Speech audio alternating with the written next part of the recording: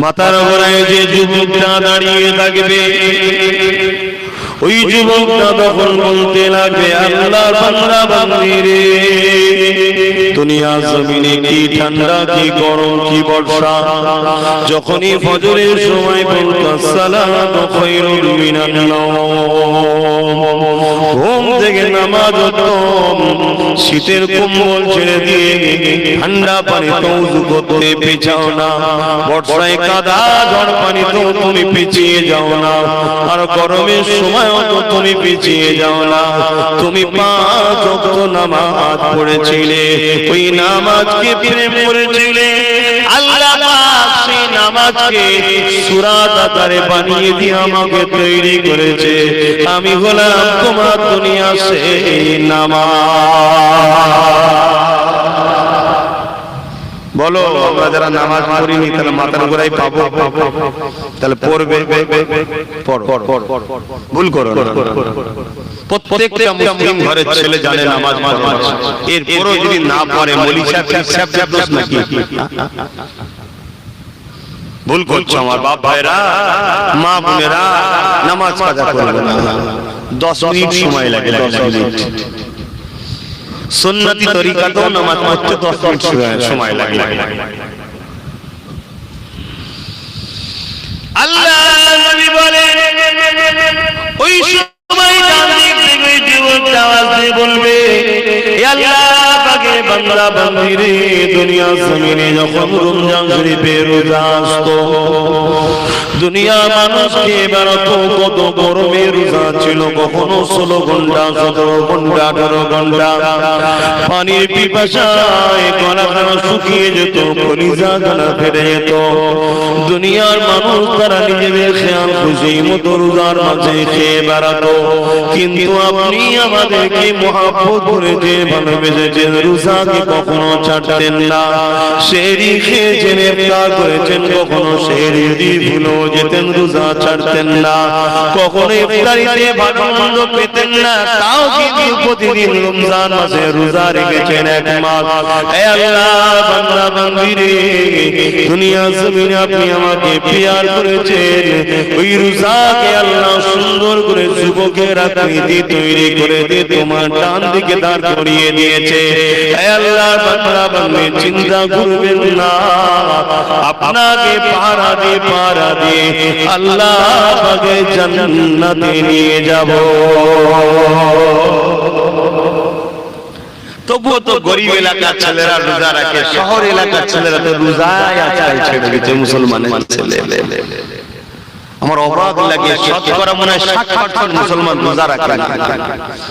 আর মাঝে মাঝে যখন এগুলো ভাবি তখন কিন্তু একটা কথা আমার দিলে আসে, খোদা তুমি কত সবরকারী, আমরা এত অন্যায় করি তাও মারো না তুমি, তোমার সবর কত। চিন্তা করে আমরা কি অন্যায় করেছি, এরপরও আল্লাহ দেখুন আযাব গজবকে দুনিয়াকে এখনো ধ্বংস করে দেয় নাই, সুযোগ আমাদেরকে এখনো দিয়েছে, একবার যদি ডাকিস সব মাফ করে দেব, জোরে বলুন সুবহানাল্লাহ। কিন্তু কিছু কিছু এর পরও কপাল ফাটা আমাদের মধ্যে আছে, একবার ডাকার সময় পাই না, এই আজকের দিনে মাহফিলটাতেও বসার সময় পাই না, এমন কপাল ফাটা কথা বুঝছেন না? এটা কপাল, নিজের কপাল।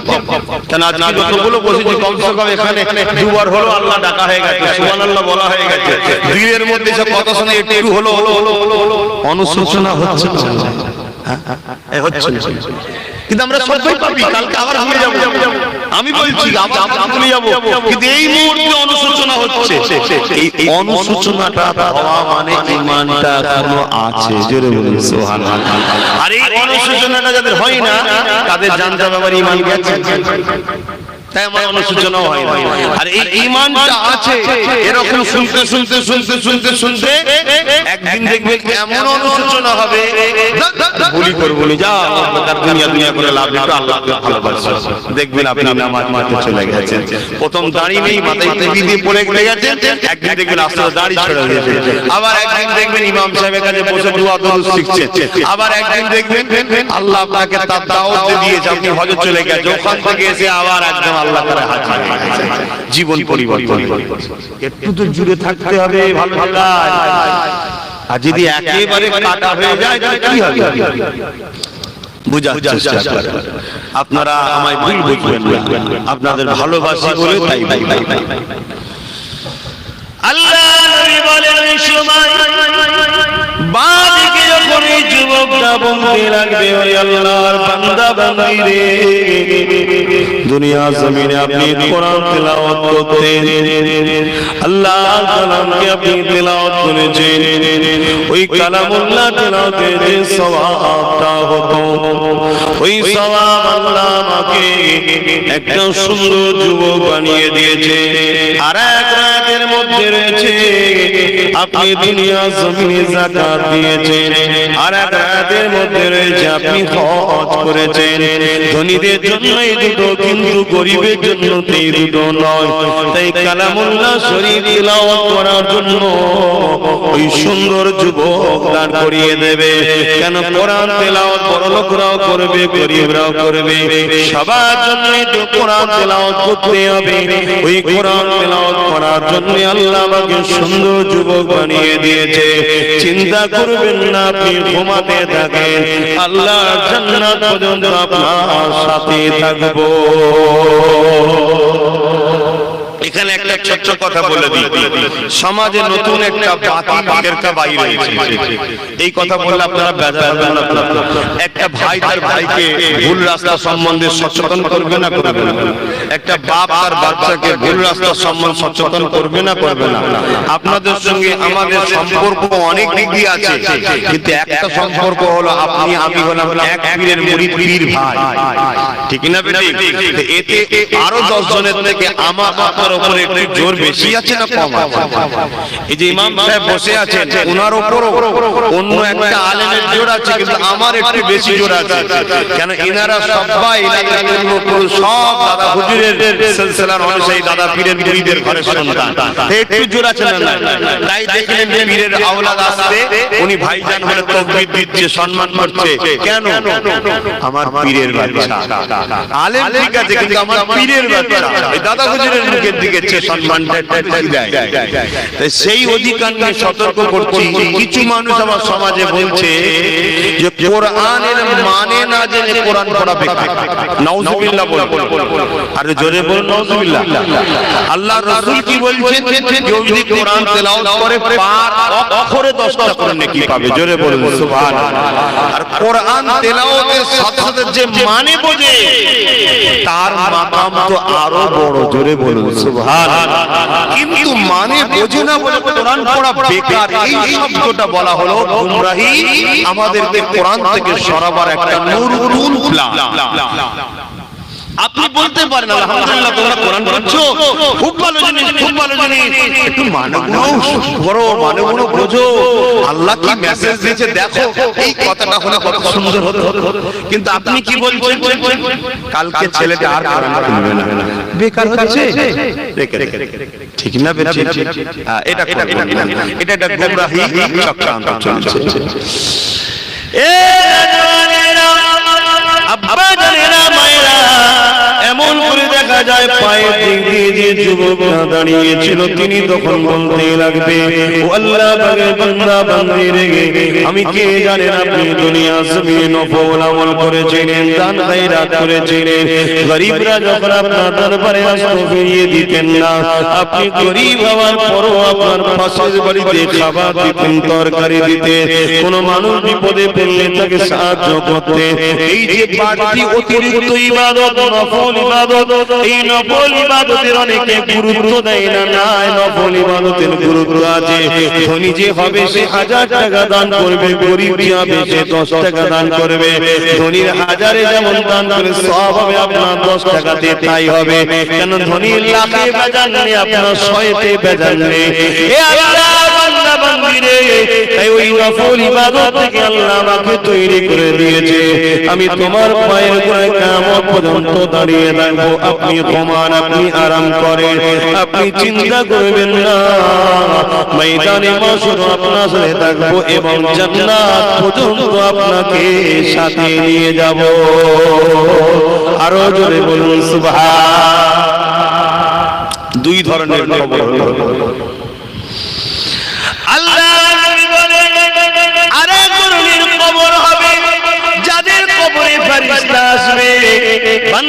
বান্দি উঠে বসবে, হুজুর পানি চাইবে, দয়ার নবী আমার বলেন আসর যাচ্ছে যাচ্ছে এমন আবহাওয়া, বা ফজর যাচ্ছে যাচ্ছে সকাল উঠতে লেগেছে এমন একটা আবহাওয়া হবে, ওই জন্য বান্দা বান্দি হুজুর পানি চাইবে।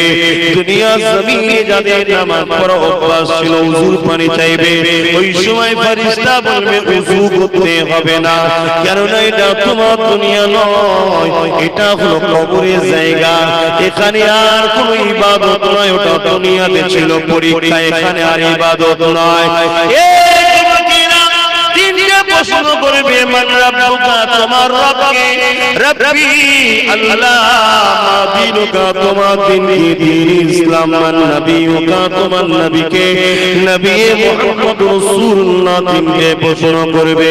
জবাবটা যদি সঠিক দিয়ে দিতে পারে সঙ্গে সঙ্গে আবার এক রহমতের ফেরেশতা দুজন আসবে, জান্নাতি খানজা নিয়ে, হীরে মোতির মালা নিয়ে, কেননা সে আল্লাহর প্রিয় বান্দা বান্দি, তার গলায় পড়াবে, পড়াতে গিয়ে ফেরেশতাদের মধ্যে টানাটানি শুরু হয়ে যাবে, আমি পড়াবো আমি পড়াবো আমি পড়াবো, বান্দা বান্দিকে ওই হাতটা চট করে ছিঁড়ে যাবে, ঝরঝর করে কবরে মতির হারগুলো পড়ে যাবে, দুনিয়ার মতি নয়, আল্লাহর জান্নাতি মতি, যার এত চমক রয়েছে, কবরে আলোয় আলোকিত হয়ে যাবে। বান্দা দেখতে লাগবে, বান্দি দেখতে লাগবে, আর ফেরেশতা দুটো বসে মতির হাতটা কাটতে শুরু করবে, কি সর্বনাশ করলাম, এই কাটতে কাটতে কাটতে কাটতে হাত যে শুরু হয়ে যাবে, তৈরি হয়ে যাবে, ওই দিন হবে কিয়ামত, ওই সময় তার উঠার সময় হয়ে যাবে। ভেবে চিন্তে দেখেন একটা হাত তৈরি করতে কতদিন সময় লাগে, কিন্তু না, আল্লাহ বান্দাকে বুঝতে দেবে না, ওই কবরের জমিনে মা ছেড়ে বাপ ছেড়ে এসেছে, ওই হার কাটা দেখতে যতক্ষণ সময় লাগবে হাজার হাজার বছর পার করিয়ে দেবে, ওই খেয়ালে বান্দা বান্দি থাকবে, কিন্তু আমার আল্লাহ আবার তাকে কিয়ামতের ঘোষণা করে তুলে নেবে। 3 নম্বর কবর, আর একটা কবর হবে, ওই কবর যেন আল্লাহ আমাদের কাউকে যেন না দেয়। ওই 4 নম্বর কবর হবে জাহান্নামের একটা গর্ত হবে, যেখানে 99টা সাপ থাকবে, এক একটা সাপের দুটো করে মুখ হবে। যুবক আমার, বোন আমার, ভুল বলছি না, গল্প বলছি না, বানানো কথা বলছি না, মদিনাওয়ালার কথা বলছি, সতর্ক হও। কত লোকের কবর খুঁড়তে গিয়ে আমরা সাপ দেখেছি, কত লোকের কবর থেকে ধোঁয়া উঠছে দেখেছি, আজ আল্লাহ দেখাচ্ছে আমাদেরকে শুধরাবার জন্য, ওই কবরে দাও দাও করে জাহান্নামের আগুন জ্বলবে, ওই কবরে 99টা জাহান্নামের সাপ থাকবে, 2টা করে মুখ থাকবে। আল্লাহ নবী বলেন ওই সাপ দুনিয়ার কোন জায়গায় একবার নিঃশ্বাস ফেলে দেয়, তাহলে জমিনে আর কাজ গজাবে না। হে আমার আব্বা মা ভাই বোন, ওই কবরের সাপকে নিয়ে থাকতে হবে। যদি আল্লাহ নারাজ করো, নবী নারাজ করো, যদি লোভে পড়ে যাও, হিংসা করো, নামাজ কাজা করো, রোজা কাজা করো, গান শোনো, যাত্রা যাই ফাংশনে যাও, মানুষের উপর জুলুম করো, বড় চর্চা করো, বড় নিন্দা করো, দেশের যদি ক্ষতি করো, মানুষের যদি ক্ষতি করো, আল্লাহ নারাজ হয়ে যাবে, কবরে থাকতে হবে। যদি এগুলো না করো, আল্লাহ পাওয়াময় তোমাকে নাজাতের কবর দিয়ে দেবে। আল্লাহ নবী জানিয়ে দিলেন, যখন কোন বান্দা বান্দিকে কাফন করিয়ে জানাজা দিয়ে কবরের দিকে নিয়ে যাওয়া হয়, ওই সময় ফেরেশতা তাকে দেখাতে লাগে, ওরে আল্লাহর বান্দার এ তো ঠিকানা দেখ, ওরে আল্লাহর বান্দার এ তো ঠিকানা দেখ। জানি না আব্বাসে কি দেখাবে আমার জানা না, ওরে আমার বান্দা বান্দিরে দেখ, আল্লাহর ফেরেশতা দেখাবে যারা গুনাহগার হবে, তাদেরকে আল্লাহ জাহান্নামের আযাব দেখাবে। তখন সে চিৎকারে বলতে লাগে, ওরে আমার আত্মীয় স্বজনেরা, তোরা কি তোর বাপকে ওই জায়গায় দিতে যাচ্ছিস যেখানে ধাউ ধাউ করে আগুন জ্বলছে? তোরা তোর মাকে ওই জায়গায় দিতে যাচ্ছিস যেখানে দাউ দাউ করে আগুন জ্বলছে? দৈনিক কবর 4টে কথা বলে থাকে, ওরে আমার আল্লাহর বান্দা বান্দিরে, আমি কবর 1 টাকার ঘর তৈরি হয়ে আয়, আমি কবর অন্ধকার থাকার ঘর আমার সাথে করে নিয়ে আয়, আমি কবর পোকামাকড়ের ঘর ব্যবস্থা করে নিয়ে আয়। এই কবর তৈরি আমাদেরকে ঘোষণা করতে লেগেছে, কিন্তু আমরা বেখেয়াল গাফিল হয়ে গেছি। কিন্তু এই মুহূর্তে যতজন এসেছেন সবার অন্তরে কিন্তু কবরের চিন্তা হচ্ছে না হয়নি? জোরে বলো, আর একটু জোরে বলো। এই জন্য আমাদের কাছে আসতে হবে। আমরা গান শোনাইনি তোমাদের, যারা শেখাই না, সুদ খাওয়া শেখাই না, গাঁজা খাওয়া শেখাই না, মা বাবাকে পিটা শেখাই না, আমরা খারাপ শেখাই না। আমরা নবীর পক্ষে, নবীর গোলাম, আমরা নবীর বীরের প্রচারক। আমরা তোমাদেরকে এই কথাই শেখাই।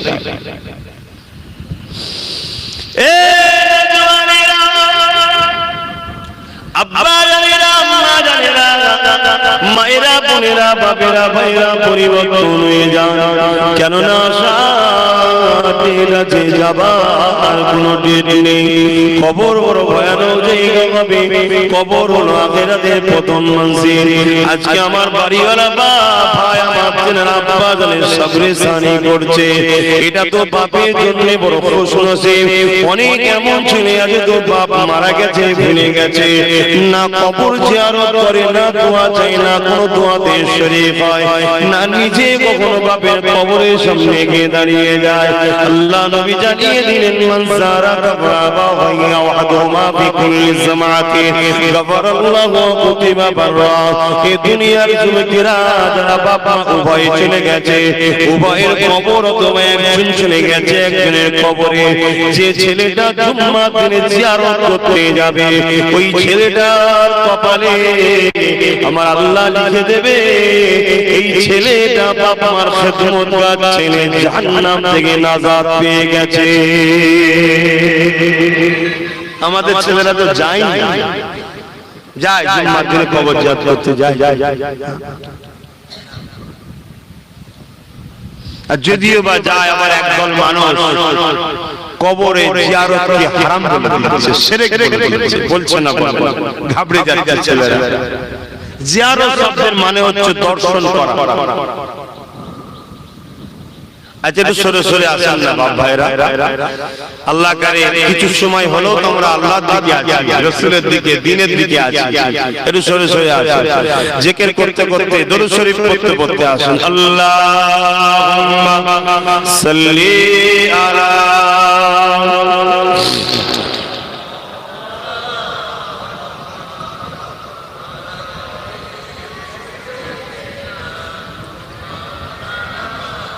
Allahumma salli ala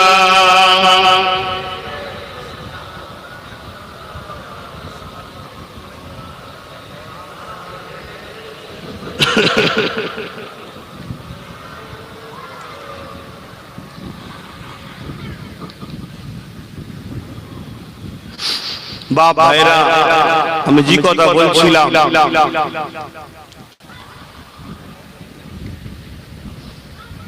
কি কথা বলছিলাম,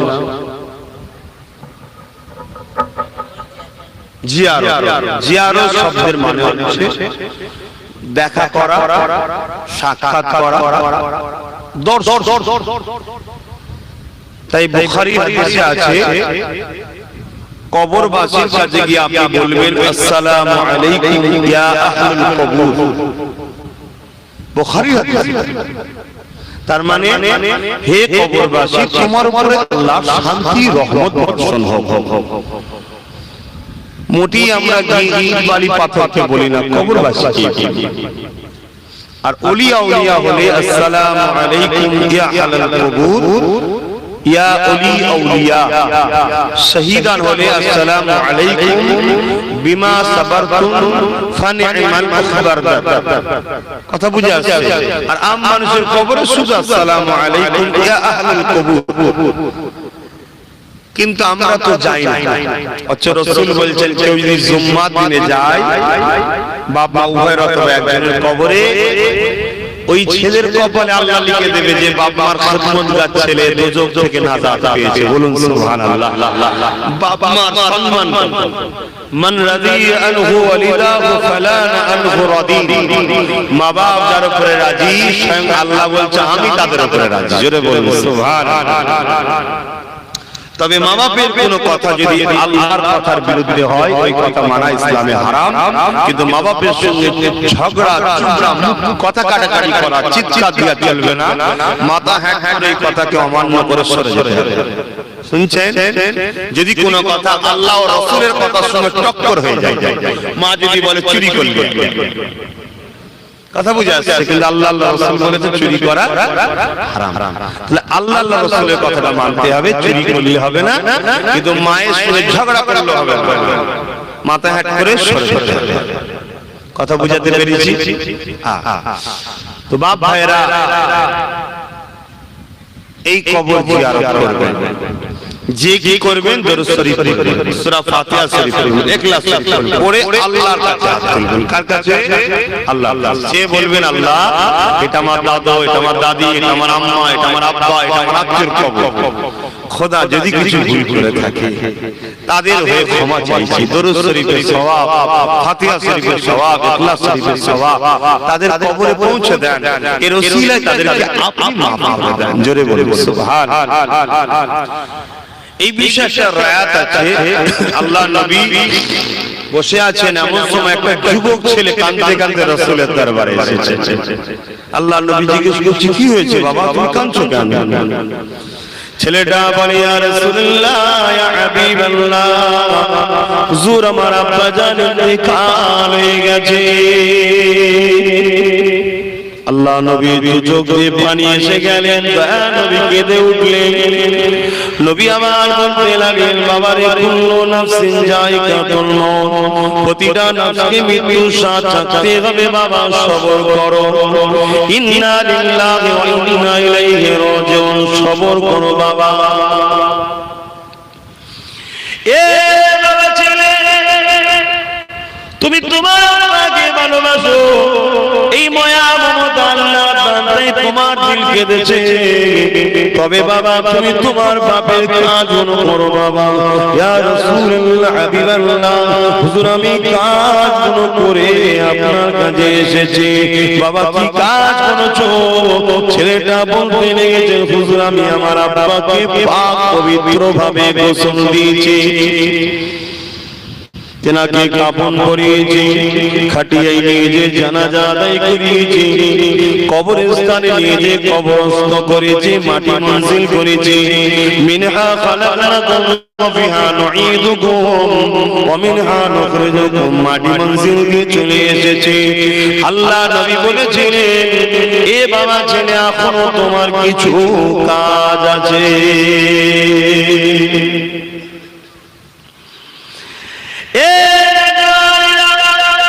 আল্লাহ নবী সাহাবাদেরকে লক্ষ্য করে বললেন, এবার সাহাবারা এখনো কিছু কাজ রয়েছে। বাবা সাহাবারা শুনতে লাগলেন, ছেলেটাও শুনতে লাগলেন। বাবা তোমার আব্বা যদি ঋণী হয়ে থাকে, ওই ঋণটাকে তুমি ছেলে হিসাবে শুধে দাও বাবা, কেননা তুমি হলে বাপের সম্পদ, তুমি হলে বাপের অংশ। যা কিছু তোমার বাপ করেছে সবই তোমার জন্য, তোমার জন্য, তোমার জন্য। আর তোমার জিন্দেগিতে যা ধন সম্পদ যা কিছু আছে, এই সবটা হলো তোমারই আব্বার সম্পদ। ছেলে যদি বাপের পকেটে হাত দিয়ে টাকা নেয়, এটা কি চুরি না? চুরি নয়। বলুন বলুন বলুন, চুরি অবশ্যই চুরি। বাপ যদি ছেলের পকেটে হাত দিয়ে টাকা নেয়, চুরি নয়। তবে আজকাল বাপেদের বলবো, খবর দাও, ভুলে যেন এই ফতোয়ার উপর আমল করে ছেলের পকেটে হাত দিয়ে ফেলবেন। ছেলে ভালো লাগে, ছেলেটা ভালো, ফট করে অন্য জিনিস ঘটে যাবে, এটা চুরি। কেন? ছেলে সব সম্পদের মালিক হলো বাবা, তুমি আবার কিসের? তুমি নিজেই তো বাপের শরীরের অংশ। কথা বুঝছেন না? বোঝেন না কি? আমার কথায় কি যুবকদের বেজা হয়ে গেছে? তুমিও তো কারো বাপ হবে, তোমার ছেলে সব সম্পদের মালিক তুমি হবে, আবার সে কারো বাপ হবে, তার ছেলে সম্পদের মালিক সে হবে। বাপ ছেলের সম্পদের পুরো মালিক। কিন্তু আজকের দিনে বাবা এই মশলার উপরে যেন কোনো বাবা আমল করে ফেলবে, তাহলে বাবা বিরাট বড় বিপদ হয়ে যাবে। আজকাল সমাজের ছেলেরা ভালো নয়। তবে এতটুকু বলা যেতে পারে কিছু ছেলে ভালো আছে, কিছু ছেলে ভালো আছে।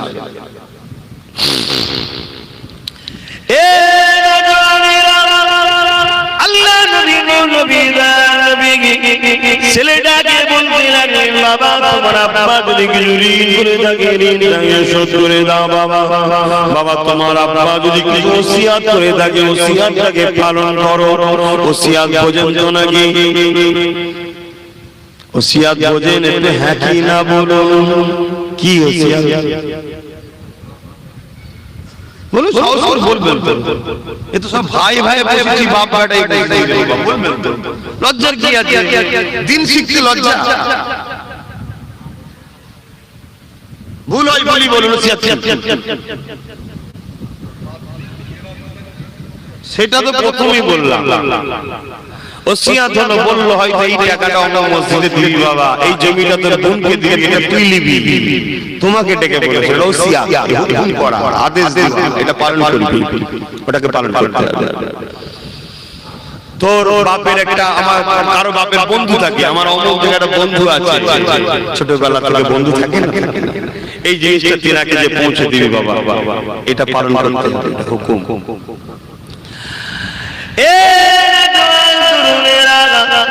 আল্লাহ নবী জানিয়ে দিলেন ওসিয়াতটা পালন করো। নবী আমার তারপরে বললেন, বাবা তোমার আব্বা জানের জন্য সবরে সানি করো, কোরআন খতম করো, গরীবদেরকে দান খায়রাত করো, ইসলামের সওয়াব করো। ওই সময় এই কথাটা যেই বলেছে সাহাবা হুজুররা জিজ্ঞাসা করলেন, ইয়া রাসূলুল্লাহ, ইয়া হাবিবাল্লাহ, তিনি তো মারা গেছেন, ইন্তেকাল করেছে, তিনার জন্য সবরে সানি করে কি লাভ হবে, দান খায়রাত করে কি লাভ হবে? আল্লাহ নবী বলেছিলেন, এ বাবা সাহাবারা, শুধু তিনি নয়, যারা করবে তারাও লাভবান হবে। নবী আমার বলতে লাগলেন, বাবা ছেলে, যখন তুমি কোরআন খতম করবে, সবরে সানি করবে, গরীবদের খাওয়াবে, নামাজি মুসল্লিদের খাওয়াবে, পাড়া প্রতিবেশীকে খাওয়াবে, তারা যখন খাদ্যটা খেতে বসবে বিসমিল্লাহ বলে খাবে, খাবার পরে আলহামদুলিল্লাহ বলবে, প্রত্যেকটা দানায় দানায় বরকত আছে, প্রত্যেকটা দানাতে দানাতে নেকি সওয়াব আছে। এতিম গরীবদেরকে খাওয়াবে, এতে আরো বেশি সওয়াবটা পাবে, গরীবদেরকে খাওয়ালে আরো বেশি সওয়াব পাবে। মসজিদে দান করবে, মাদ্রাসায় দান করবে, গরীবদের কাপড় দেবে, কোরআন খতম করবে, এই টোটাল যা সওয়াব হবে, এ বাবা ছেলে আমার আল্লাহ হাওয়াতে বাতাসেতে গুলোকে উড়িয়ে দেন না গো, ওগুলোকে জান্নাতি খানচায় রেশমের কাপড়ে ঢেকে ফেরেশতা মাধ্যমে তোমাদের ওই পাপরবাসী বান্দা বান্দির রুহে সওয়াবটা পৌঁছে দেয়। যদি কারো কবরে আযাব হয়ে থাকে, এই সওয়াব যেতে যেতে যেতে যেতে একদিন তার কবরে আযাবকে আল্লাহ মাফ করে দেয়। এবং যদি কারো কবরে আযাব না হয়ে থাকে, এই সওয়াব যেতে যেতে তার মাকামকে দরজাকে আল্লাহ বাড়াতে থাকে। ওই সময় কবরবাসীরা বলে, ও রব্বি আল্লাহ পাক, দুনিয়ায় কেমন কিছু করে আসতে পারিনি যে মাসে মাসে বছরে বছরে সপ্তাহে সপ্তাহে ডেলি ডেলি সওয়াব আসবে।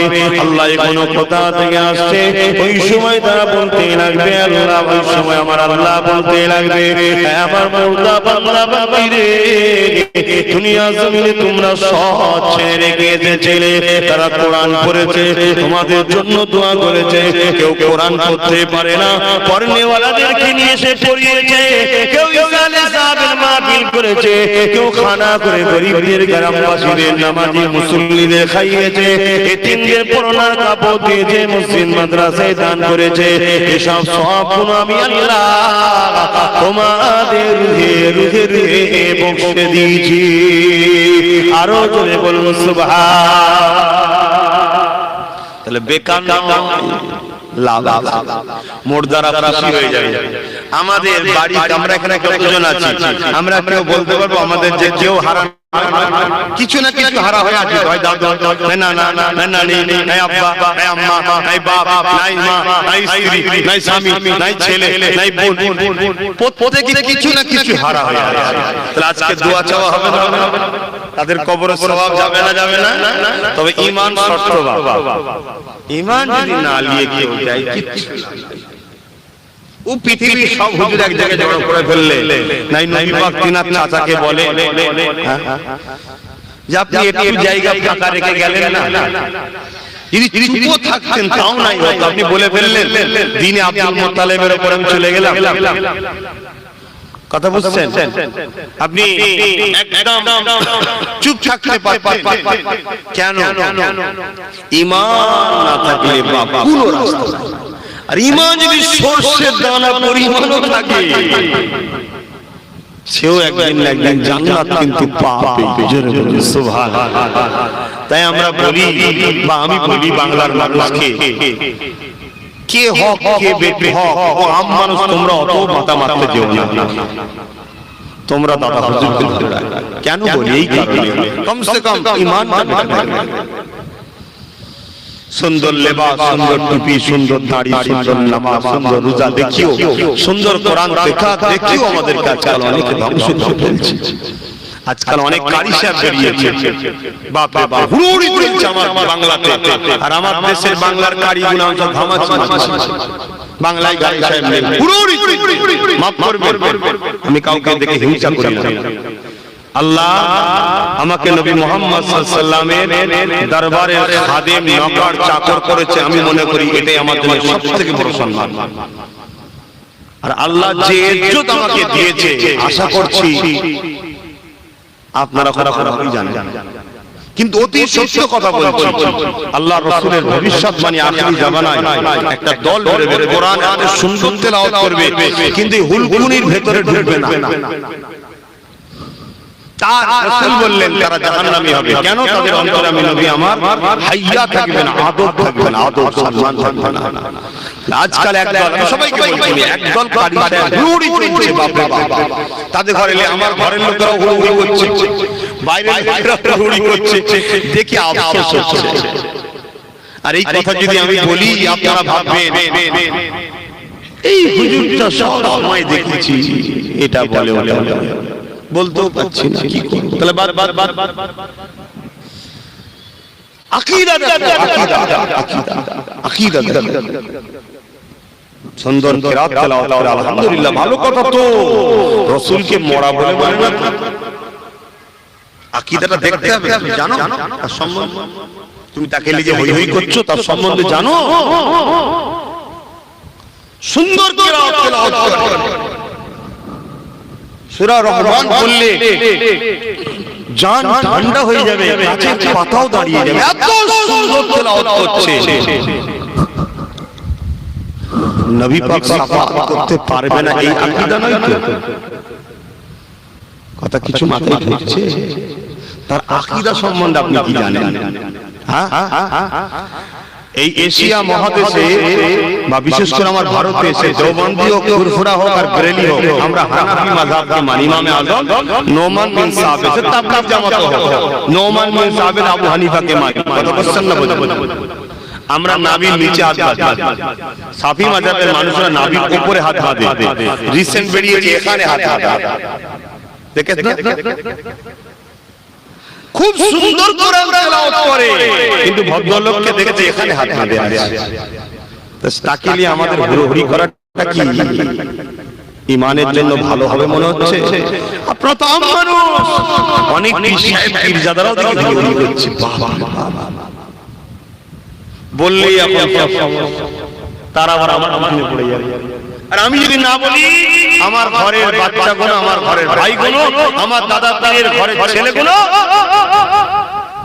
তাদের সুন্দর কোরআন তেলাওয়াত দেখে তাদের সাথে মিশবে, তারা সুন্দর কেরাত শোনাবে, কিন্তু টুক করে বলবে রাসূলের মিলাদ করা বিদআত, চলবে না।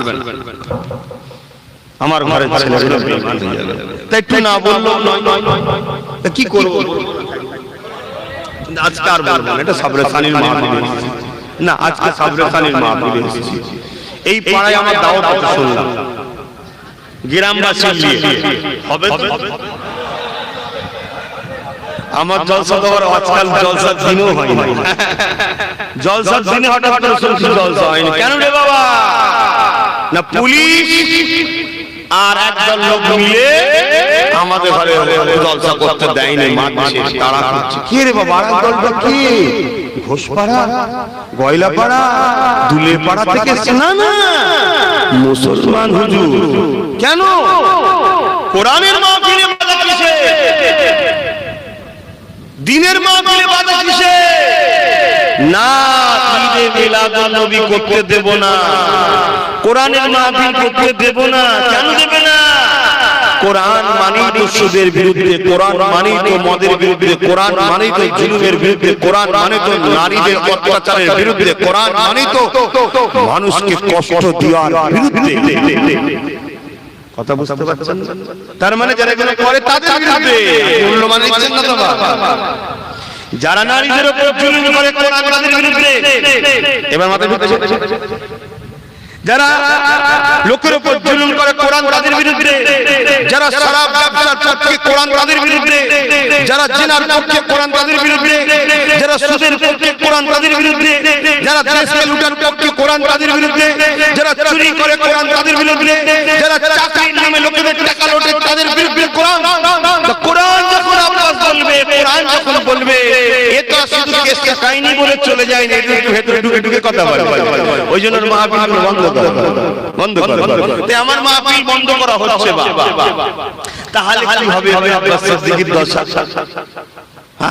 আব্বাস সিদ্দিকী তেল একটা কোটলে দাদা দাদা মাঝের সামনে বসবে, আল্লাহ के नाम से एक रुपया दे दे बाबा। এই আমার আল্লাহ যদি আমায় কোটো ধরায় আমি ধরবো। শুনছেন না? শোনেন না? তারপরেও কিন্তু দিনকে বিক্রি করবো, ভিক্ষা করে খাবো তো দিনের সওদা করে। কথা বুঝছেন না? বোঝেন না? ভিক্ষা করে খেলে আল্লাহ বলছেন যে অপছন্দ, আল্লাহ অপছন্দ করে ভিক্ষা করে খেলে। আর দিনকে যারা বিক্রি করে খায় তাদের উপরে আল্লাহ লানত। ভিক্ষা করে খেলে আল্লাহ বলেন লানত, আর দিন বিক্রি করে খেলে আল্লাহ কি বলেছে? লানত।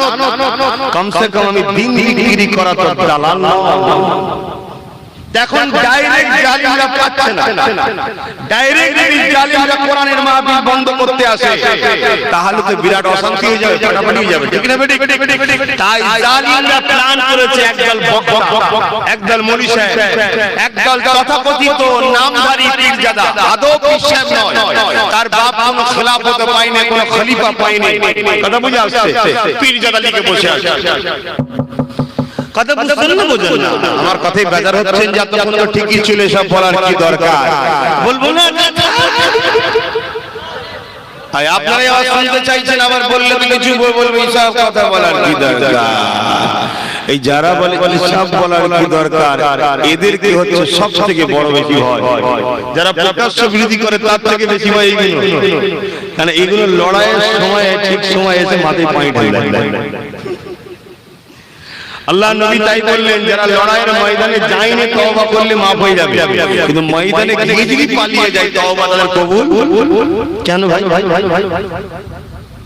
মানে মানুষের মনের স্পিরিটকে দমিয়ে দেয়, কিছু বুঝতে পারছেন? এই রকম ধরে একদল সব তথাকথিত নামধারী সব বক্তা মৌলভী সাহেব, তাদের ঘরে অর্থ দিয়ে ইসলামের দুশমনরা তাদের দ্বারা ধর্মীয় মাহফিলগুলোকে বন্ধ করা হচ্ছে। যখন লড়াইটা হচ্ছে তখন দেখাচ্ছে কি মুসলিম মুসলিম লড়াই। প্রশাসন তখন এসে কি বলছে? নীরবের ভূমিকা, রেফারি ফাউল হচ্ছে দেখো, নীরবের ভূমিকা। তাহলে জানতে হবে রেফারি মাল খেয়েছে। কথা বুঝছেন না? বোঝেন না? রেফারি চুপ, কি খবর স্যার, কি করব, তোমাদের নিজেদের ব্যাপার, ধর্মের ব্যাপার, আমরা কি বলি, তাই না? এবার আমরা যদি উল্টে একবার দিই, অমনি দেখবেন বাড়ি বাড়ি বাড়ি বাড়ি বাড়ি বসে তাড়া করছে। কেন? আমরা ধর্মের পক্ষে, ওরা হলো ধর্মকে যারা মিটাই তাদের পক্ষে। তাই রেফারি ওদেরকে সাপোর্ট করবে, আমাদের সাপোর্ট করবে না। কেন? ক্ষমতায় যারা বসে আছে তারা ইসলামের দুশমন, আমাদের না। অতি সত্য কথা। সে সেন্টারে হোক রাজ্যে আছে, দুজন ইসলামের দুশমন, কেউ অস্বীকার করতে পারবে? কেউ অস্বীকার করতে পারবে? যদি বলেন কি করে আপনি বললেন যদি ইসলামের দুশমন না হতো তাহলে ওরা মসজিদ মাদ্রাসায় তালা মারলো কেন, আর ওরা বুলডোজার দিয়ে মাদ্রাসাগুলোকে ভাঙলো কেন? এর উত্তরটা আমায় দেন। যা হুজুরে কেমন হয়ে গেল হুজুর, এসব কথা বলার কি দরকার? তাহলে কি গো বাবা না তখন কষ্ট হচ্ছে। তবে শোনো একটা কথা, ফতোয়া একটা দিয়ে যাচ্ছি বাবা, যদি কেউ কাটে স্ট্যাম্প মেরে তথ্য দিয়ে আমাকে একটু কাটবেন, অবশ্যই গণতান্ত্রিক দেশে বাস করি আমরা, সবার বাক স্বাধীনতা আছে, নিজের অধিকার আছে, সবটাই আছে। আমার জিনিস আমি কাকে দেবো আমার ব্যাপার, এই মাইন্ডের লোকেদের উদ্দেশ্য করে বলছি কথা ঠিকই। আমার জিনিস আমি কাকে দেবো আমার ব্যাপার, কথা ঠিকই। কিন্তু আপনার জিনিসটা এমন লোকের হাতে দিলেন সে আপনার নিয়ে মারলো মসজিদে বোমটা, কথা বুঝছেন না? বুঝাবার জন্য বলছি, আপনার হাতে একটা বোম আছে বা পিস্তল আছে বা কোনো অস্ত্র আছে, এটা আপনার জিনিস। দুজন চাইছে, আমিও চাইছি, ইমাম সাহেবও চাইছে। আপনি ইমাম সাহেবকে না দিয়ে আমাকে দিলেন, আমি বললাম পাবলিক দিকে ইমাম সাহেব বলছে আমায় দিলেনি কেন? তখন আপনি বলছেন আমার জিনিস আমি কাকে দেবো আমার ব্যাপার। ঠিকই কথা, আপনার জিনিস আপনার ব্যাপার, কিন্তু আপনি দিলেন আমাকে, আপনার নিয়ে বোমটা আমি মারলাম কোথায়? আপনারই মসজিদে। তাহলে আমি তো জাহান্নামে যাব, আপনি যাবেন? কথা বলছেন না কেন? আপনি যাবেন না কেন? আপনার এতটুকু বিবেক নেই যে আব্বাস সিদ্দিকীকে বোমটা দেওয়ার পরে ও স্বাভাবিক মসজিদেই মারবে, ইমাম সাহেবকে দিলে মারতো না কেন? ইমাম মসজিদেই কেউ নিজেই মরবে, এইটুকু বিবেক আপনার নেই।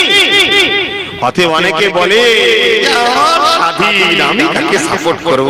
ঠিক আছে বাবা, স্বাধীন হলে থাক, কিন্তু কিয়ামতের দিন প্রশ্ন দিয়ে উত্তর দেওয়ার জন্য তৈরি থাক। সমস্যা কোথায় জানেন? একজন বক্তা মনি সাহেব এমন ভাবে আপনাদের ব্রেনকে ওয়াশ করিয়েছে, তারা আপনাদের ঘরে ভাবিয়েছে এটা দুনিয়ার ব্যাপার, এটা দুনিয়ার ব্যাপার, দুনিয়ার ব্যাপার সবটাই, দুনিয়ার ব্যাপার সবটাই, কিন্তু দুনিয়ার মধ্যে দিয়ে আপনাকে আল্লাহকে খুশি করতে হবে। ব্যবসাটা দুনিয়ার ব্যাপার, ঘর বাড়ি করছে দুনিয়ার জন্য, গাড়ি বাড়ি কিনেছে দুনিয়ার জন্য, হালাল পয়সায় কেন সওয়াব পাবে, চাপবে সুবহানাল্লাহ আলহামদুলিল্লাহ তাসবিহ পড়বে নেকি হবে, হারাম পয়সায় কিনবে গুনাহগার হবে। তাহলে দুনিয়ার ব্যাপার বলে আপনি হারাম হারাম এটা সারা দেখবেন না। আপনারা কারা কারা বেজার হচ্ছেন গো? নাম করলাম না তো বলতে হবে যে আমি বেজার, আমি বেজার, আমি বেজার। কারা কারা বেজার জোরে বলে? তাহলে কারা কারা বেজার নয় একটু জোরে বলে। এটা আবার কি করে বলবো? হাত তুলে বলে কারা কারা বেজার নাই। মারহাবা। তাহলে তাকবীর দিলেই বুঝে যাবে। নারে তাকবীর, নারে তাকবীর। ইসলামের দুশমনেরা, হ্যাঁ ইসলামের দুশমনেরা, মাওলুদুন নবীর দুশমনেরা, কোরআন সুন্নাহর মাহফিলের দুশমনেরা, মুনাফিকেরা নারী দিবে আহলে সুন্নাত ওয়াল জামাআহ, আহলে সুন্নাত ওয়াল জামাআহ।